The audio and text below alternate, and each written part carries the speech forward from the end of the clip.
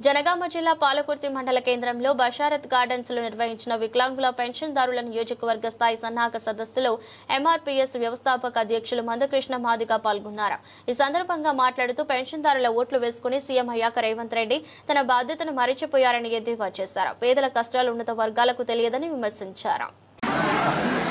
Pension మీదనే ఆధారపడి బతికే వికలాంగులను, వృద్ధులను, వితంతులను, ఒంటరి మహిళలను, ఇతర పేద వర్గాల పెన్షన్ మీద ఆధారపడే బతికే ప్రజలందరినీ నమ్మించి మోసం చేసిన రేవంత్ రెడ్డి గారి ప్రభుత్వానికి పరిపాలించే హక్కు లేదు.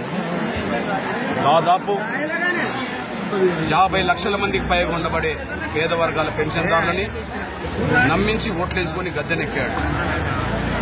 ఆ గద్దెనెక్కిన తర్వాత 20 నెలలు గడిచిన పెన్షన్ పెంచకపోవడం, పెన్షన్ పెంచమని ప్రతిపక్ష నాయకులు ఎవరు కూడా అడగకపోవడం ఈ తెలంగాణ రాష్ట్రంలో కనిపిస్తున్న విచిత్రమైన పరిస్థితి.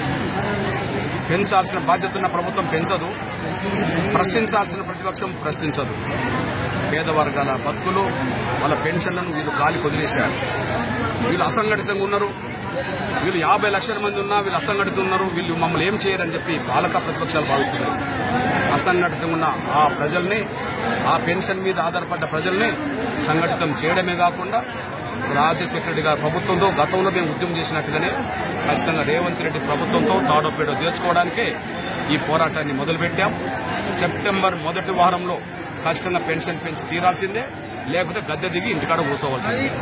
పెన్షన్ పెంచుతావా, గద్దె దిగిపోతావా అని తేల్చుకోవడం కోసమే సెప్టెంబర్ 3వ తారీఖు నాడు చెలో హైదరాబాద్ వికలాంగులు మరియు చేయుత పెన్షన్దారుల మహాగర్జన నిర్వహించబోతున్నాం. ఆ మహాగర్జనే రేవంత్ రెడ్డి ప్రభుత్వానికి ఉరితాడుగా మారబోతుంది. ఎట్టి పరిస్థితుల్లో పెన్షన్ పెంచిస్తే ఎంతో కొంత గౌరవం ఉంటుంది. పెన్షన్ పెంచకపోతే మాత్రం ఉన్న పదవే ఊడిపోయే పరిస్థితులు కూడా కొని తెచ్చుకున్న వాడు అవుతాడనే విషయం కూడా గుర్తు చేస్తూ హెచ్చరిస్తున్నాం.